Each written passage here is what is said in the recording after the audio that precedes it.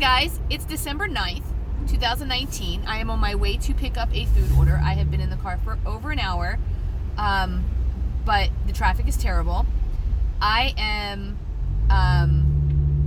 came on here because I wanted to because something happened today and I wanted to chat about it. I know that it's been a while since you've seen me. I am the same weight I probably was last time you saw me, which is 186. I am not doing very well on the weekends, which is part of my problem. I'm trying to muscle through the holidays. I hate the fact that I'm trying to muscle through the holidays. Every Monday I say I'm going to do better, and then today happened, and I just wanted to share this with you. And it made me think about the holidays. So today, a lovely kindergarten teacher in my building had brought chips, these chips that we always have at our planning sessions that I don't usually eat. I've had one, and they're delicious, and I always say I think they're delicious, but I never actually eat them, and she, I guess, didn't notice that I don't eat them. And she brought us all these big bags of these Maui barbecue chips. And instead of me saying thank you so much, putting them away, or giving them away, I opened them. Before I knew what happened, I had eaten darn near the whole bag. So I counted it for the best I could. I didn't count, I don't know how many's in there, but there was probably a little more than half the bag. And I counted it the best I could. And now my intention is to have some chicken and vegetables for dinner, because that's pretty much the only points I've got left. My stomach is killing me. I should not have done it because I don't eat like that anymore. And I'm paying the price. But it made me think of the holidays and food gifts. So there's this weird stigma about food gifts for me. So I have been through a lot of financial situations in my life. I will tell you that I never wanted for food, but I definitely have been on some major food budgets. I had money for food and we could eat, but I didn't necessarily just have a unlimited supply of money to buy food with. Okay, so food gifts for me were always something that I gave because I could make loaves of bread in my bread maker for quite cheap. I used to make chocolate, and you could buy these big, huge boxes of chocolate that you could make into shapes and fill with lovely centers and nougat and things like that. Before that became more expensive. It used to be more expensive to buy the filled chocolate than I could make it. Like, I could make it pretty cheaply, and then it became a hobby, and people started, and then that became expensive as well, and the buying chocolate became cheaper. So I stopped doing that. But I was a food gifter. I always gifted food. Now, I was also the person that when I was gifted food, I felt obligated to either keep it to eat later, my thought being after the holidays, money's a little tight, I might want a snack, I might want to do whatever. I would put it out on my table at Christmas time to share with friends, so I would keep it, or I would keep it to re-gift, right? Just in case someone came to my house and I didn't have a gift for them, I always kept it in its bag, in its little bow, whatever. Once the holidays were over, fair game, I'd eat it, right? So I started thinking about the way that we gift food to people. Now, of course, there's the gift of food that we all love. Let's go out to dinner. I'll buy you dinner. I'll buy you coffee. I'll buy you lunch, whatever. We all love those because then we have some control over it. Like, for example, I'll buy you dinner. Let's go out to dinner. What would you like? You could sit in the restaurant and order your salad, order your chicken, order your whatever. But when someone buys you a food gift and they hand it to you, you don't really have any say in the matter. Now, my mother-in-law used to give the best food gift ever. She used to give us, for Christmas, a gift card to the grocery store that we shopped at on a regular basis. Though the following week after Christmas, when everybody is broke because you've spent so much money on Christmas, I had this big, beautiful gift card to go to Weiss or Giant or wherever I was shopping at the time to buy my groceries. And I was able to put what would be grocery money back into bills or whatever, or pay an extra bill or whatever, and it was lovely. That's the kind of gift food gift I love. However, my daughter is a vegetarian, right? She has tried to be a vegetarian her whole life. She's had her bouts with on and off, but she is now wholeheartedly trying to be a vegetarian. She's doing quite well. She feels pretty good. But I would never, because she's a vegetarian, I wouldn't send her a box of Omaha steaks, right? So I don't understand why, knowing I'm on Weight Watchers, people will still bring me chips and give me cookies and give me cake and do all these other things.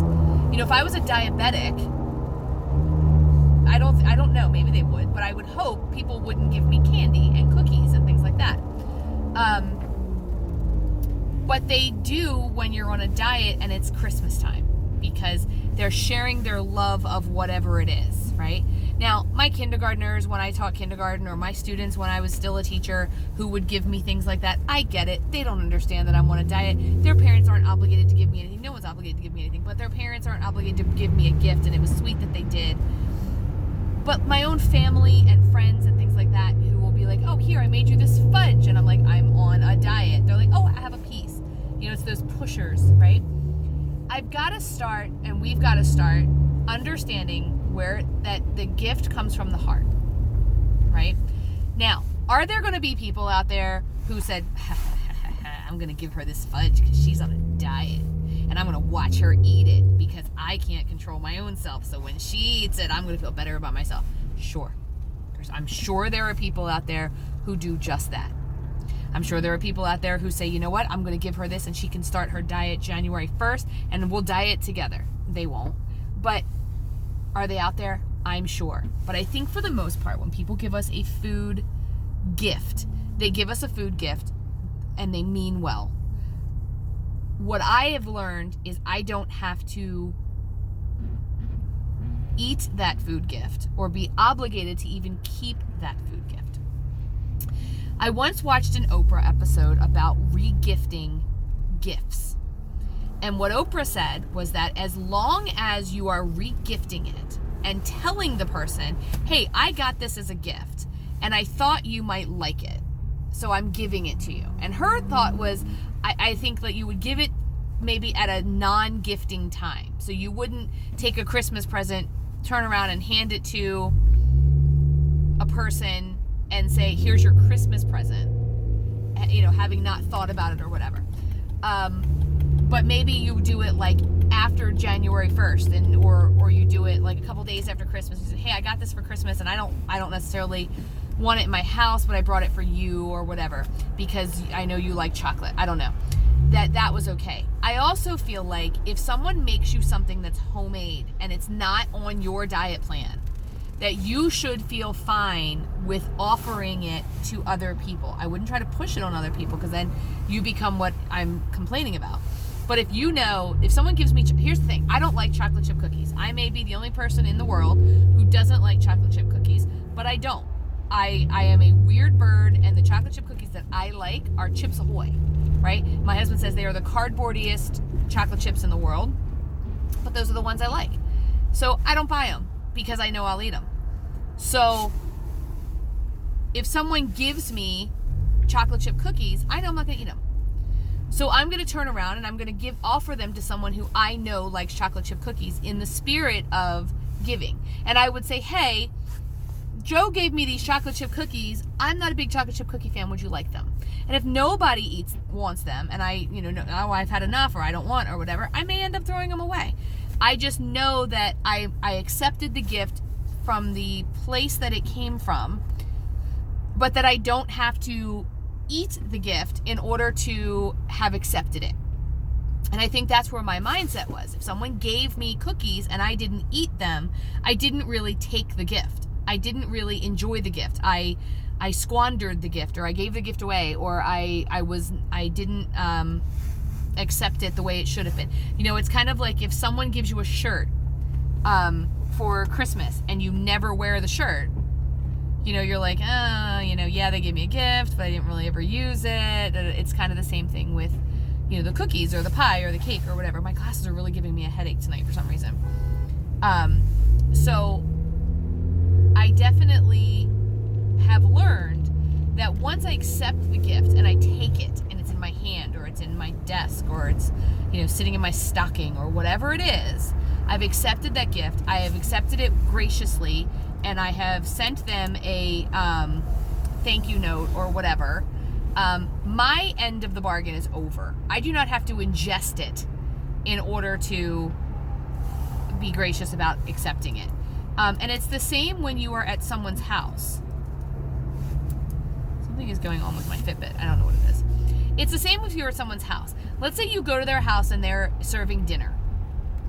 And you know that this, fettuccine Alfredo that they're serving you has got sugar and cream and everything else in it. And you're like, oh my goodness. If you're served a huge plate of it, you are not obligated to eat that huge plate of it. You may be obligated to take a bite or two, or finish half, or whatever it is that you feel like you need to do, but you are not obligated to then turn around and also have pie, or also have the martini that they're drinking, or whatever it is. It is okay for you to say, I am on a weight loss plan and I can't eat this. I will physically not be able to sleep tonight if I eat this because I don't eat this kind of thing. Now, I know there's a stigma around that too. Like I have said, I don't eat like that. Or I don't eat that kind of food. And you don't eat that kind of food. I've seen you eat a Snickers bar. Right? Well, just because I'm saying I don't eat it and I've chosen not to eat it right now, doesn't mean I've never eaten it. Doesn't mean I won't ever eat it again. Doesn't mean I won't have a moment of weakness and have a Snickers bar. It just means that at this moment, I am on my program and I have chosen not to eat your fettuccine Alfredo. Now, if I'm going to someone's house, I try very hard to tell them, or, what can I bring? Can I bring a salad? Can I bring a fruit platter? Can I bring something? At the very worst, I will take a couple of bites. I will rave and tell them how great it was. I will tell them I had a very large lunch and that could I please take some home. So hopefully none of you ever invite me to dinner and I say that, because a lot of times when I say, can I please take some home, what I am actually going to do is take it home, and probably on my way in the house, it will go into the trash can, because if I take it in the house, I'm probably going to eat it. So you just have to know that while, people love to gift food or to cook you food or to make you a meal, by accepting it and accepting the love that comes from it, or the feeling or the kindness that comes from it, does not mean you have to ingest it. And I think that that's where I am this holiday season, and I hope that helps you just a little bit. I hope that your holiday season is going well. If you're celebrating the holidays at this point, if you're not, then I hope that your day went fabulous, and I will talk to you guys very soon.